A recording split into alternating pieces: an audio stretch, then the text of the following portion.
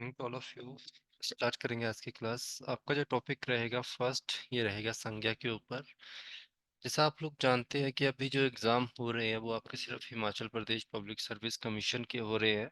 और 15 तारीख के बाद आप लोगों को HPRCA हमीरपुर के द्वारा काफ़ी वैकेंसीज भी देखने को मिलेंगी। ठीक है, तो अपने अपने एग्ज़ाम के अकॉर्डिंग हम लोगों ने तैयारी करनी है। तो जैसे पेपर वन जो आपका HPPSC का है उसके अकॉर्डिंग अगर हम बात करें तो आप लोगों को क्वेश्चन काफ़ी पूछे जा रहे हैं। जैसे आप लोगों को मोस्टली क्वेश्चन है वो डायरेक्ट क्वेश्चन आप बिल्कुल भी नहीं पूछ रहे हैं। जितने भी क्वेश्चन पूछ रहे हैं थोड़ा स्टेटमेंट वाइज पूछ रहे हैं। जैसे मान लो हमारे पास ये टॉपिक है जिसको मैं संज्ञा का नाम देता हूँ, तो संज्ञा में ही अभी रिसेंट जितने भी एग्जाम हुए हैं तो उन्होंने एक लाइन लिख के आप लोगों को दे दी और उसमें से बोला कि इनमें से आप ये बताइए कि ये कौन सी संज्ञा है, व्यक्तिवाचक है, भाववाचक है, जातिवाचक है, या आप लोगों की समूहवाचक है। जैसे अभी एक एग्जाम हुआ था जिसका मुझे नाम नहीं याद, PGT का हुआ था, पोल साइंस का। तो उसमें क्वेश्चन आया था कि काशी विश्व हिंदू विश्वविद्यालय की स्थापना का श्रेय महामना को जाता है। तो ये बेसिक सा क्वेश्चन था, महामना के ऊपर उन्होंने लाइन खींची थी।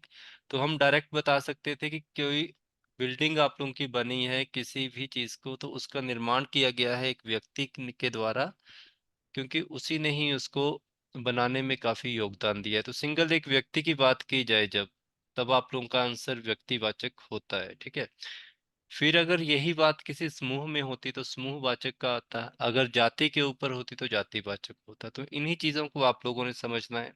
फिर एक और क्वेश्चन आया था PGT हिंदी का। PGT हिंदी का जो पेपर था आप लोगों का, उसमें जो आपको हिंदी पेपर वन में भी आई थी वो थोड़ी डीप पूछी गई थी। वो इसलिए पूछी जाती है क्योंकि PGT हिंदी का जो काम होता है वो हिंदी को ही पढ़ना होता है, तो उनकी हिंदी थोड़ी टफ पूछी गई थी। ठीक है, तो उसमें जैसे उन्होंने क्वेश्चन पूछा गया था कि आप लोगों ने बताना है इसमें जो सात शब्द होता है, जैसे मैंने एक शब्द लिखा सात, समझना इस चीज को कि संख्या का ही एक रूप होता है। तो इन्होंने कहा कि एक शब्द है जिसको हमने सात लिखा है, ये संज्ञा का एक रूप है और आपको चार ऑप्शन दे दिए जाएंगे और आपने ये बताना है कि इनमें से सात शब्द को संज्ञा के रूप में कहाँ कहाँ प्रयोग किया है। ठीक है, अब देखो उन्होंने पहला ऑप्शन जैसे दिया था कि मेरे और मेरे पड़ोसी, मेरे और मेरे पड़ोसी।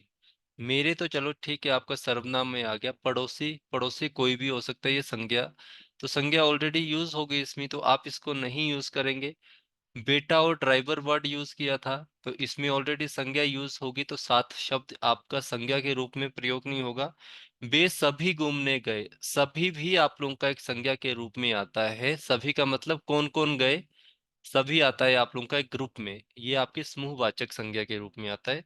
पर जब इन्होंने कहा कि मुसीबत में अपने साथ छोड़ जाते हैं, हमेशा याद रखना, अगर आपने मेरे पीछे के बैच ज्वाइन किए थे और आपने वहां पे एक वर्ड में हमेशा लिखाता हूँ अपना। ठीक है, अपना क्या होता है आप लोगों का भाववाचक में आता है, ये संज्ञा का रूप आप लोगों का होता है। ठीक है, तो इस चीज को आप लोगों ने याद रखना है, भाववाचक में आता है। बट ये जो अपनापन आप लोग, सॉरी, जो ये आपका अपना होता है ये आपका सर्वनाम में काउंट किया जाता है। ठीक है, तो ये मैं बताऊंगा आप लोगों को किस तरह से अपना को आप सर्वनाम में काउंट करते हैं। तो जब आप ये वाला कीवर्ड जो मैंने वहां पे बताया था, तो डायरेक्टली ये एग्जाम में उन्होंने भी सीधा सीधा यही कीवर्ड पूछा था और इसी के साथ अपने साथ गए थे, तो ये सात वर्ड आपका संज्ञा में यूज होता है। तो इस तरह से पढ़ना पड़ेगा आप लोगों को, ऐसा नहीं है कि पहले की तरह की बेसिक बेसिक आप लोगों ने समझा और आपका एग्जाम क्लियर हो गया। ठीक है, तो आज का जो टॉपिक हमारा होगा वो संख्या के ऊपर होगा, जिसमें हम सामान्य हिंदी को, जनरल हिंदी जो आपका है, इसको पढ़ना स्टार्ट करेंगे। तो ये चीज़ें आपने समझनी है HPPSC पेपर वन के अकॉर्डिंग, और आपके जितने भी अदर एग्जाम हैं उनके अकॉर्डिंग ये बैच रहेगा। तो देखिए इसमें मैं आप लोगों को डायरेक्ट कुछ चीज़ें यहाँ पे इंट्रोड्यूस करवाऊंगा। ठीक है, दो बैच है मेरे पास इसके, जो मेरे ओल्ड बैच भी हैं आप उनको भी पढ़ सकते हैं।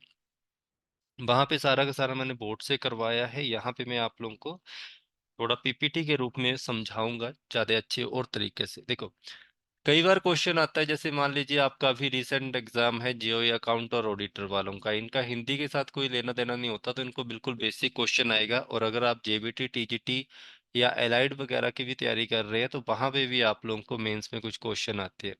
संज्ञा शब्द की परिभाषा आप लोगों ने हमेशा एग्जाम में पढ़ी है, या आप लोगों ने बचपन से ही पढ़ी है, 6 क्लास से शुरू हो जाती है, कि कोई भी व्यक्ति है, किसी वस्तु है, कोई स्थान है, या किसी का भाव है, आदि के नामों को आप क्या कहते हैं? संज्ञा कहते हैं। और यही चीज हमें एग्जाम में हेल्प करती है। देखो, आपको जैसे उन्होंने कह दिया कि आप लोगों को एक मैं बड़ी सी लाइन दे देता हूँ और आपने पहचानना है इसमें संज्ञा कौन सी है। तो संज्ञा कोई व्यक्ति हो सकता है, कोई वस्तु हो सकती है, कोई स्थान का नाम हो सकता है, किसी का भाव हो सकता है।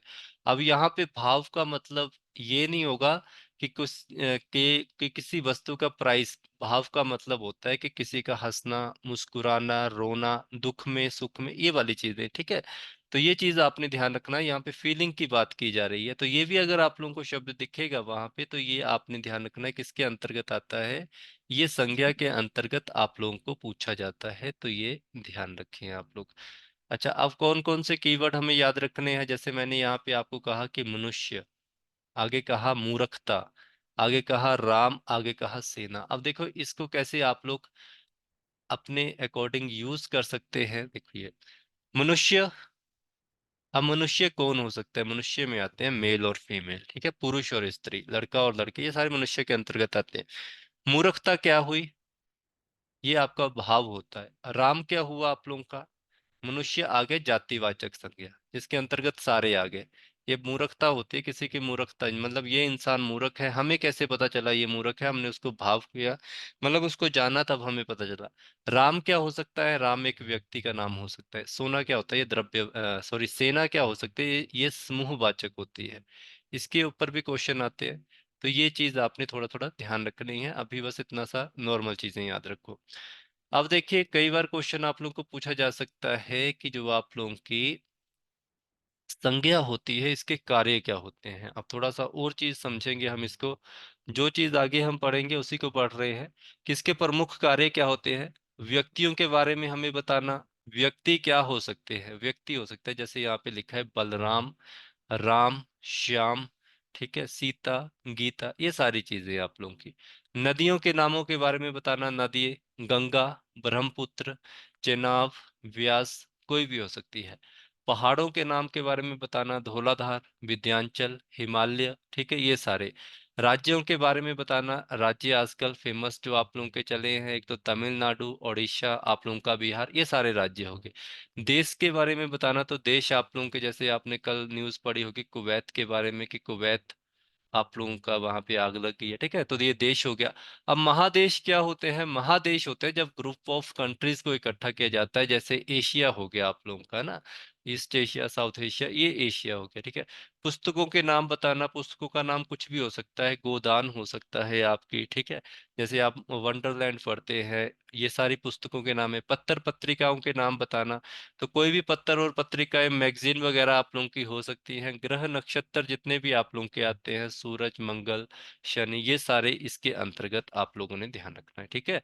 तो जब भी ये वाली चीजें आप लोगों को देखने को मिलेंगी जो आपकी रिलेट कर रही होंगी किसी न किसी चीज से, तो आप लोगों ने ये चीज समझ लेनी है कि ये हमारी संज्ञा है, ठीक है। आपको क्वेश्चन पूछेगा, वहां पे किसी व्यक्ति का नाम दे देगा, किसी नदी का नाम दे देगा, पहाड़ों का नाम दे देगा, राज्यों का नाम देगा, देश हो गए, महादेश हो गए, पुस्तक हो गए, पत्रिकाएं हो गई, ग्रह नक्षत्र हो गए, जब भी इनकी बात आएगी आप लोगों की, तो ये सारे क्या होंगे आप लोगों के? ये आपके संज्ञा ही होंगे, ठीक है। मैं आप लोगों को, जैसे कल ये टॉपिक अगर परसों कंप्लीट होता है, तो मैं आपको 60 से 70 क्वेश्चन वन लाइनियर दूंगा। जो वन लाइनर क्वेश्चन होंगे आपके रिसेंट एग्जाम जितने भी पीछे 5-6 साल में हुए हैं, सारे के सारे उसमें क्वेश्चन होंगे। और उसके बाद एक मॉक टेस्ट आप लोगों को 60 से 70 क्वेश्चन का अलग से दूंगा, फिर आपका सारा टॉपिक क्लियर हो जाएगा, ठीक है जी। ये ध्यान रखना। आगे अगर हम बात की, तो संख्या में मैंने आप लोगों से कहा किसी व्यक्ति, वस्तु, स्थान, भाव सभी आएंगे इसमें। अब व्यक्ति, वस्तु जो भी आप लोग की है, उसमें पशु भी आते हैं, पक्षी भी आते हैं, मिठाइयाँ भी आती हैं, सवारियां भी आती हैं, ठीक है। पशुओं में जैसे गाय, भैंस, कुत्ता जो भी आपके आए। पक्षियों में कबूतर, तोता, मैना जो भी है। मिठाइयों में जलेबी, बर्फी, रसगुल्ला जो भी आप लोगों का आता है। अब सवारी की बात आती है कि सवारी क्या होती है। सवारी साइकिल हो सकती है, सवारी आपकी बस हो सकती है, सवारी आपकी रेल हो सकती है, जहाज हो सकती है, जहां से एक स्थान से दूसरे स्थान तक आपको ले जाया जाए। तो आप किसी भी एक मटेरियल चीज का प्रयोग कर रहे हैं तो वो आपकी सवारी के अंतर्गत काउंट की जाएगी। ठीक है। आगे अगर हम बात की, यहाँ पे एक इंपॉर्टेंट चीज है समूह का बोध करना। अब समूह क्या होता है? समूह होता है ग्रुप। ग्रुप के एग्जांपल जैसे हमने कहा झुंड। झुंड क्या हो सकता है? झुंड आपकी एक भीड़ हो सकती है। झुंड आपका एक सेना हो सकती है। एक कक्षा हो सकती है। ठीक है। तो ये सारी चीजें आप लोगों के ग्रुप में आती हैं, जहाँ पे दो या दो से अधिक या एक से अधिक व्यक्तियों का प्रयोग होता है, उसे हम समूह कहते हैं। ये आपकी कोई धातु भी हो सकती है संज्ञा। एक द्रव्य के रूप में, लिक्विड के रूप में भी आप इसका प्रयोग कर सकते हैं। जैसे आपका धातु के रूप में अगर हम बात करें, सोना, चांदी, लोहा, पीतल, तांबा, ये सारे धातुओं के अंतर्गत आती हैं। द्रव्य का मतलब होता है लिक्विड फॉर्म भी जब भी आपकी यूज की जाएगी वो भी एक संज्ञा के रूप में होती है, चाहे वो घी हो, तेल हो, पेट्रोल हो, पानी हो। ये सारी चीजें क्या होती हैं? धातु या द्रव्य के रूप में प्रयोग होती हैं। फिर आगे अगर हम बात की जाए, यहाँ पे व्यक्ति या पदार्थों के भाव, धर्म, गुण। जैसे यहाँ पे लिखा व्यक्ति, व्यक्ति या पदार्थों के भाव। ठीक है। अब यहाँ से थोड़ा सा चीज का ध्यान रखना आप लोगों ने कि व्यक्ति या पदार्थों के भाव, भाव का मतलब यहाँ पे प्राइस नहीं होता है। ठीक है। पदार्थों के तो चलो भाव हो सकते हैं, बट व्यक्ति का भाव का मतलब होता है उसके अंदर की जो फीलिंग होती है, कि वो खुश है, वो रो रहा है, हंस रहा है, जो भी होंगे। ठीक है। धर्म गुण की बात की जाएगी। धर्म का मतलब होता है कि वो व्यक्ति जो है वो दयालु है, वो कृपालु है, वो एक फ्रेंड सर्कल जैसे मित्रता का रूप रखता है। ठीक है। अच्छा है, उष्णता है, उदंड है, आपका चतुर है। ये सारी चीजें भी आपकी जो दर्शाती हैं वो हमारी संज्ञा को दर्शाती है। ठीक है। तो जहां पे भी आपको ये चीजें दिखेंगी वो क्या होंगी? आपकी वो सारी की सारी आप लोगों की संज्ञा होंगी। ठीक है। एक क्वेश्चन आप लोगों का अभी पूछा गया था। ठीक है। जैसे मैं आप लोगों को बताता हूँ, मैंने जैसे यहाँ पे आपके ही एग्जाम में पूछा गया था, तो वहां पे ऑप्शन ऐसे आया था कि इनमें से बताइए कि समूहवाचक संज्ञा कौन सी है। तो समूहवाचक का मतलब हो गया कि ग्रुप में जब कोई भी चीज होगी तो वो संज्ञा के रूप में आएगी। जैसे मैंने आपसे कहा कि उन्होंने ऑप्शन दिए थे, जैसे आप लोगों को भीड़ ऑप्शन दिया था, दूसरा ऑप्शन दिया था कक्षा का, तीसरा ऑप्शन उन्होंने पुस्तकालय का दिया था, और चौथा ऑप्शन आप लोगों का दिया था, सॉरी, उन्होंने क्वेश्चन दिया था कि इनमें से समूहवाचक कौन सी नहीं है। ठीक है। तो चौथा दिया गया था आप लोगों का दौड़। ओके। तो यहाँ पे आपने याद रखना है कुछ चीजों के बारे में, कुछ ऐसा ही था, मैं भूल रहा हूँ क्वेश्चन को। तो समूहवाचक के अंतर्गत आप लोगों ने बताना था, समूहवाचक दौड़, ये भी, दौड़ भी तो समूहवाचक में आती है।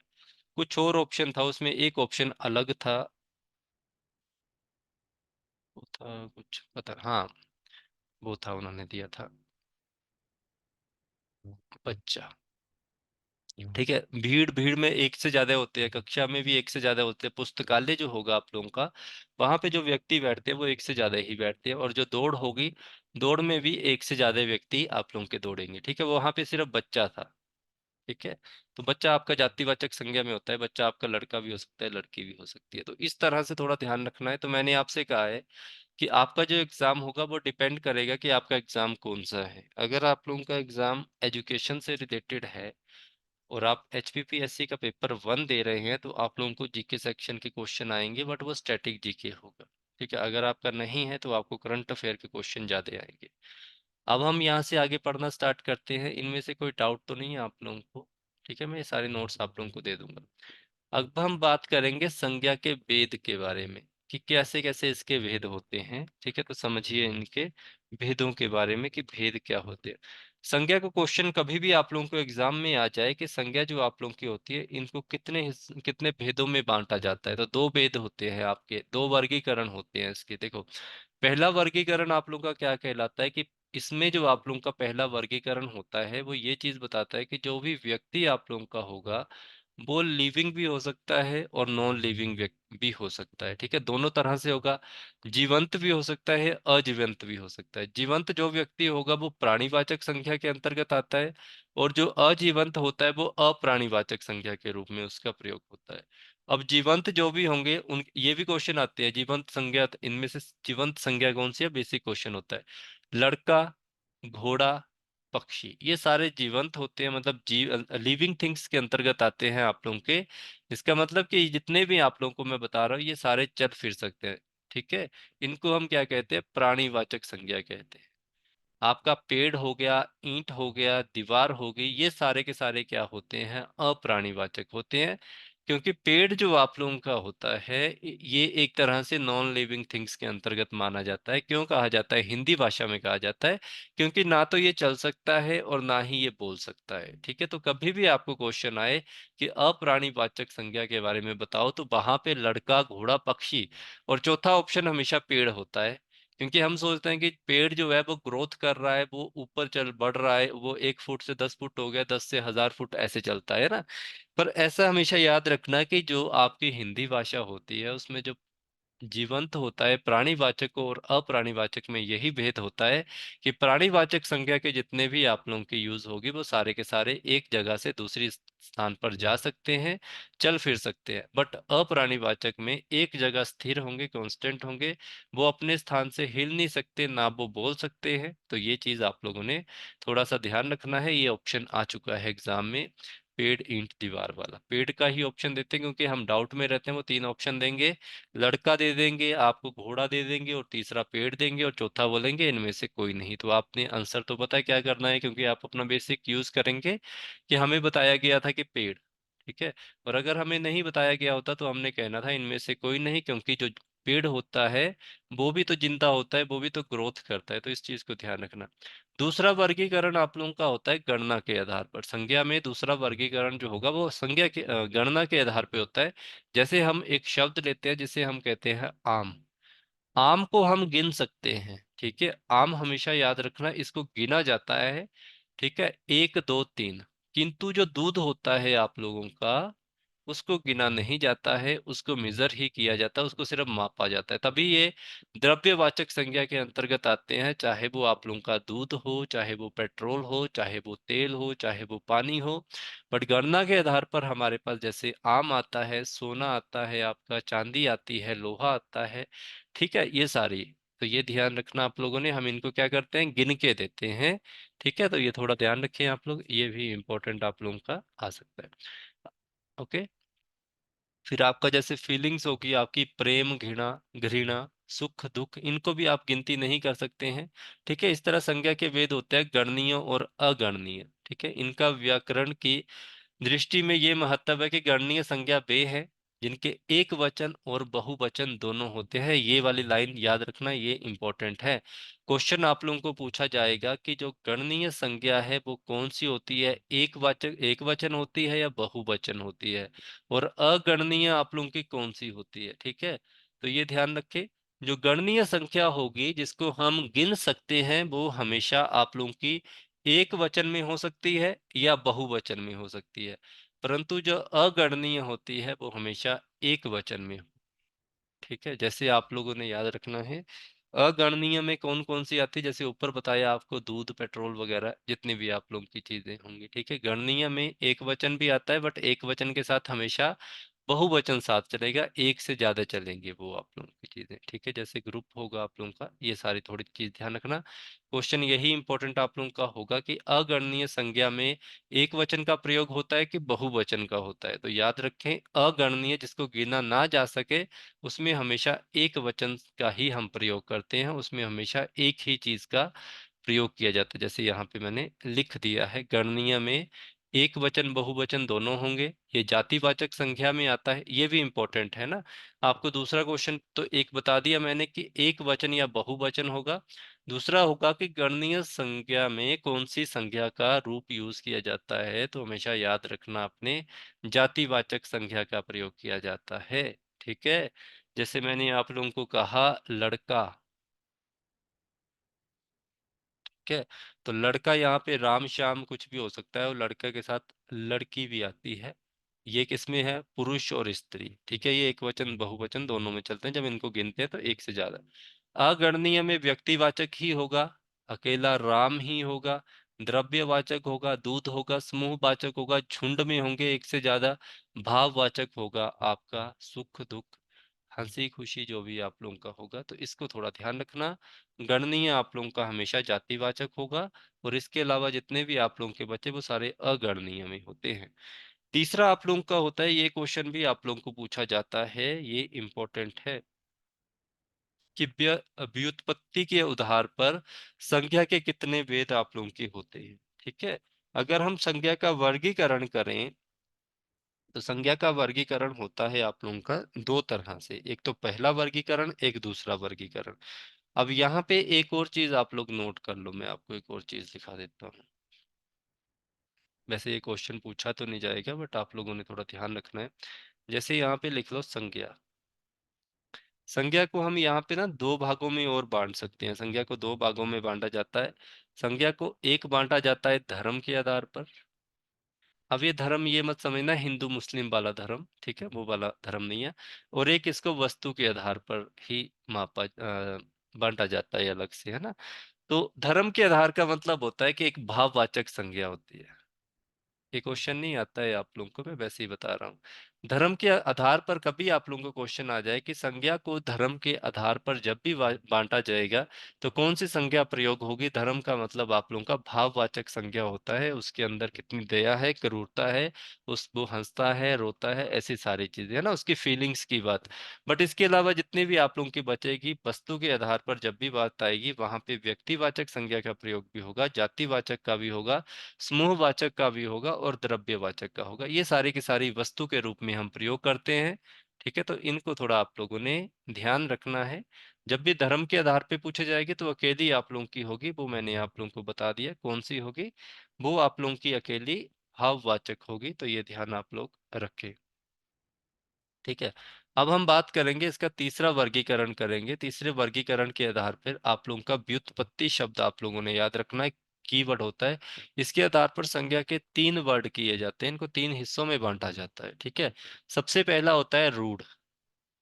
ठीक है, इतना डीप तो अभी तक आया नहीं एग्जाम में, बट फिर भी कभी आ जाए तो फिर भी आपने ध्यान रखना। ठीक है, ऐसी संज्ञाएं जिनके खंड निरर्थक हों। निरर्थक का मतलब होता है कि जिनको आप डिवाइड करने पे, उनके टुकड़े करने पे आपको कोई भी आंसर ना मिले, वो होते हैं रूढ़। ये रूढ़ शब्द भी आप लोगों को एग्जाम में पूछे जाते हैं, ये हम आगे पढ़ेंगे, फिर आगे कोई लेक्चर होगा। रूढ़ शब्द वे शब्द होते हैं जिनका हम टुकड़ों में जिनको बांटे उनका कोई मतलब नहीं निकलता। जैसे यहाँ पे ऑप्शन सॉरी, हमने एक एग्जांपल ली आम।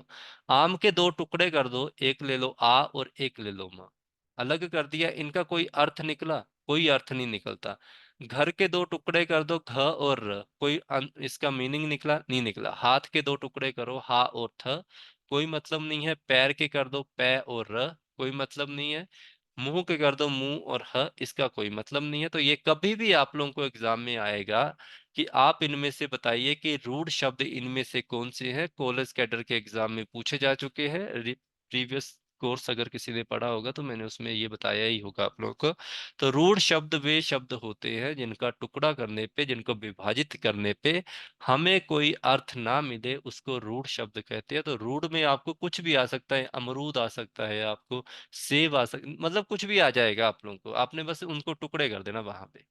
ठीक है, कुछ भी आ जाएगा। हाथ आ गया हा और था, कोई मतलब बनता है? नहीं बनता है। ठीक है, मोबाइल आ गया मो वा ई ल, है ना, उनको टुकड़े किया कुछ मतलब नहीं बन रहा। इसी तरह होते हैं आपके यौगिक। यौगिक संज्ञा आप लोगों की होती है। तो यौगिक संज्ञा होती है जिनके खंड सार्थक होते हैं। सार्थक का मतलब जिनके टुकड़े करने पे आपको कोई ना कोई आंसर मिल जाता है। जैसे रसोई घर। ठीक है, संधि विच्छेद आप करते हैं ना, वही बात हो रही है। रसोई घर, रसोई के दो टुकड़े करो आप लोग तो दो खंड हैं इसके, एक रसोई होती है और एक घर होता है, रसोई वाला घर। तो ये समझे आप लोग, दोनों खंडों का कोई ना कोई मतलब आप लोगों को देखने को मिलता है। रसोई का मतलब जहाँ भोजन बनता है, घर का मतलब कमरा हो गया या कोई भी, है ना, वही चीज। पाठशाला जहाँ पे पढ़ा जाता है, पाठ और शाला जहाँ पे पढ़ा जाता है, विद्यार्थी विद्या को ग्रहण करने वाला, पुस्तकालय जहाँ पे पुस्तकों का भंडार हो, हिमालय तो जानते हैं। ठीक है, बर्फ का घर जो आप लोगों का होता है वही चीज। तो ये थोड़ा सा ध्यान रखना। यौगिक और रूढ़ शब्द, रूढ़ शब्द का कोई मतलब नहीं बनेगा अगर आप इसको डिवाइड करेंगे, यौगिक का बनता जाएगा। फिर आता है आप लोगों का योग रूढ़, ये मोस्ट इंपॉर्टेंट होता है। योग रूढ़ का मतलब होता है कि इनके आप खंड करेंगे सार्थक होंगे। ठीक है, योग और रूढ़ को जब आपस में मिला दिया जाता है, पर इनका अर्थ जब निकलेगा ना, देखो योग रूढ़ को हमने डिवाइड किया दो हिस्सों में, इनका अर्थ निकला और वो सार्थक अर्थ है, ऐसा नहीं कि उसका यूज नहीं है, बट जो उसका रियल अर्थ निकलेगा वो इस इनसे अलग होगा। ठीक है, ये याद रखना। जैसे यहाँ लिखा है, ऐसी संख्याएं जिनके खंड सार्थक हो परंतु जिनका अर्थ खंड शब्दों से निकलने वाले अर्थ से भिन्न होता है। जैसे एक शब्द आता है पंकज, पंकज के दोनों खंड करें तो एक बन जाता है पंक और एक बन जाता है ज। पंक का अर्थ होता है कीचड़ और ज का अर्थ होता है जन्मा हुआ। ठीक है, तो यहाँ पे हम कहेंगे कि पंकज का अर्थ हुआ कीचड़ में जन्मा हुआ, पर ऐसा नहीं होता है कभी भी। पंकज का अर्थ होता है कमल। ठीक है, समानार्थक शब्द में पंकज का अर्थ होता है कमल। तो कीचड़ में कौन जन्म लेता है? कमल लेता है। ठीक है, बट पंकज को नहीं आप कहेंगे कि आप कीचड़ में जन्म, आपका कीचड़ में जन्म हुआ। तो हमेशा याद रखना, योग रूट शब्द आप लोगों को ऐसे क्वेश्चन आएंगे। देखो क्या क्वेश्चन आएगा, आपको क्वेश्चन आएगा कि ऐसे खंड जिनका विभाजन करने पे सार्थक अर्थ तो निकलता है पर उनका अर्थ जो निकला है वो भिन्न होता है, ऐसे शब्दों को क्या कहा जाता है? ऐसे शब्दों को योग रूढ़ कहा जाता है। ऐसे शब्द जिनके खंड करने पे अर्थ ना निकले वो रूढ़ शब्द या रूढ़ संज्ञा कहलाती है। ऐसा शब्द जिसके खंड करने पे अर्थ निकलता है उसे हम योग कहते हैं। ऐसे शब्द जिनका खंड करने पे खंड सार्थक तो होता है पर जो अर्थ होता है वो उससे भिन्न होता है, उनको हम योग रूढ़ संज्ञा कहते हैं। ठीक है, तो समझ आया आप लोगों को। इसके बाद हमारा होगा चौथा वर्गीकरण। चौथा वर्गीकरण अर्थ के आधार पे किया जाता है। और देखो यहाँ पे हमने कुछ चीजें सीखी, अब आप लोगों को मैं कुछ चीजें बता देता हूँ कि आपको एग्जामिनर क्या क्वेश्चन आएगा। नहीं तो आप हम लोग, मैं पहले भी ऐसे ही पढ़ाता था, क्योंकि इतना डीप आपको एग्जामिनर पूछता नहीं है, बट इन्होंने अब जितने क्वेश्चन पूछने थे वो सारे पूछ लिए हैं। अब इससे आगे तो इन्होंने बढ़ना ही बढ़ना है। अब मैं तभी आप लोगों को वो भी चीजें करवाने लग पड़ा हूँ जो मैं नहीं करवाता था। तो संज्ञा के भेद मैंने आपको बताए, दो बताने हैं आपने हमेशा। वर्गीकरण में अगर आप लोगों को आते हैं, ठीक है, तो पहला वर्गीकरण होता है और दूसरा वर्गीकरण जो कि जीवंतता और अजीवंतता के ऊपर होता है, प्राणीवाचक या अप्राणीवाचक होता है। ठीक है, फिर इसके बाद मैंने आपसे कहा कि इसका जो तीसरा वर्गीकरण आप लोगों का होगा। ठीक है, दो वर्गीकरण आप लोगों ने करा, एक गणना के आधार पे होते हैं जो आपके गणनीय और अगणनीय होते हैं। तीसरा वर्गीकरण जो मैंने बताया आप लोगों को, जो व्युत्पत्ति के आधार पे होते हैं, तो इनको भी आपने याद रखना, रूढ़ यौगिक और योग रूढ़ के शब्द के अनुसार पे। ठीक है, गणना के आधार पर बता दिया मैंने आप लोगों को, तो ये सारी चीजें याद रखना। अब हमारा लास्ट बचता है वो वाला, तो ये इंपॉर्टेंट आप लोगों का आता है, क्वेश्चन आता है कि अर्थ के आधार पर संज्ञा के कितने भेद होते हैं। तो अर्थ के आधार पे पूछा जाए तो पांच भेद होते हैं: व्यक्तिवाचक, जातिवाचक, समूहवाचक, द्रव्यवाचक और भाववाचक।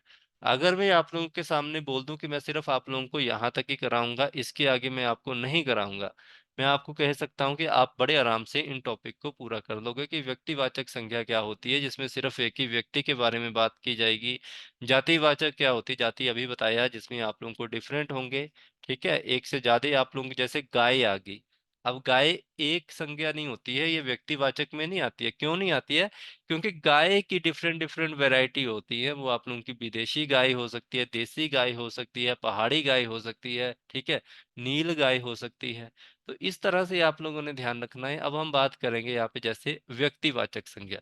व्यक्तिवाचक संज्ञा किसी विशेष व्यक्ति या स्थान का हमें बोध कराती है। ठीक है, हमेशा याद रखना, व्यक्तिवाचक संज्ञा सिर्फ एक स्पेसिफिक के ऊपर फोकस करेगी, एक से ज्यादा नहीं करेगी। जैसे हमने कहा गंगा, तो पूरे विश्व में गंगा एक ही है। ठीक है, तुलसीदास, तो पूरे विश्व में तुलसीदास एक ही व्यक्ति हैं। ऐसा नहीं है कि तुलसीदास कई और व्यक्तियों का नाम है, बट जो आप लोग जानते हैं स्वामी तुलसीदास के बारे में वो एक ही हैं। पटना, पटना एक ही है आप लोगों का। हिमालय, हिमालय भी आप लोगों का एक ही होगा। तो इस तरह से आप लोगों ने याद रखना है। राम, तो भगवान राम की बात की जा रही है, नाम दुनिया भर के लोगों के राम है।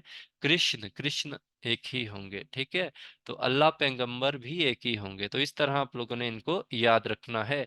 हिंदी में व्यक्तिवाचक संज्ञा सर्वाधिक है। अगर आपसे क्वेश्चन पूछा जाए कि हिंदी में सबसे ज्यादा संख्या संज्ञा में सबसे ज्यादा संख्या किसकी है?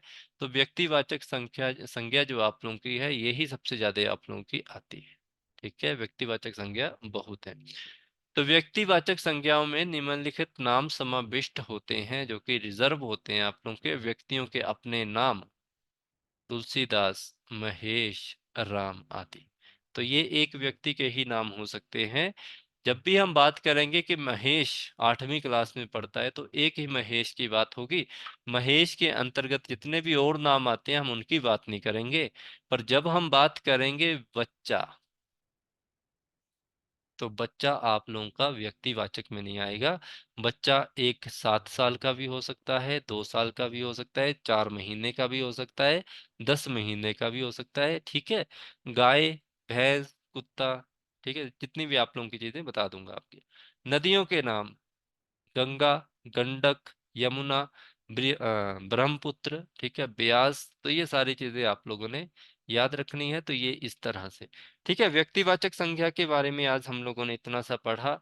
कल जो आपका शेष बचा है जैसे जातिवाचक, समूहवाचक, ये सारे।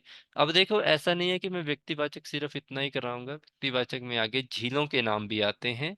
ठीक है, समुद्रों के नाम भी आप लोगों के आते हैं, पहाड़ों के नाम आते हैं, गांवों के नाम आते हैं, नगरों के नाम आते हैं, सड़कों, दुकानों, प्रशासनों के नाम आते हैं, महादेशों के नाम आते हैं। तो ये मैं कल आप लोगों को सारा पढ़ा दूंगा, ये जितना भी है इसकी मैं पीडीएफ आप लोगों को अपडेट कर दूंगा आपके ग्रुप में, वहां से आपने एक बार पढ़ना। कोई डाउट होगा तो प्लीज मुझे बताना। फिर जब मैं आप लोगों को कल, अगर ये टॉपिक कंप्लीट होता है, नहीं तो परसों कंप्लीट होता है, तो मैं आपको इसके जितने भी आज तक, तो इसके जितने भी क्वेश्चन आप लोगों को लगभग 60 से 70 क्वेश्चन पूछे गए हैं, वो मैं सारे के सारे आप लोगों को क्लास जैसे ही आपका टॉपिक कंप्लीट होगा आप लोगों ने उनको देखना है, और आप लोगों को अपने आप ही वो सारे सारे क्वेश्चन कंप्लीट होंगे। उसके बाद आप लोगों को मैं फिर 60 क्वेश्चन और दूंगा जो कि एक मॉक टेस्ट के रूप में होंगे। उसकी मैं फिर आप लोगों को वीडियो लेक्चर भी एक अलग से बना के दूंगा। ठीक है, संज्ञा का क्वेश्चन उससे बाहर आप लोगों का नहीं जाएगा, हम इसी तरह से पढ़ेंगे चाहे वो कोई भी टॉपिक होगा। ठीक है, कल की क्लास में मिलते हैं। अभी 8 बजे क्लास होगी आपकी हिमाचल प्रदेश की, उसको ज्वाइन करना। Thank you so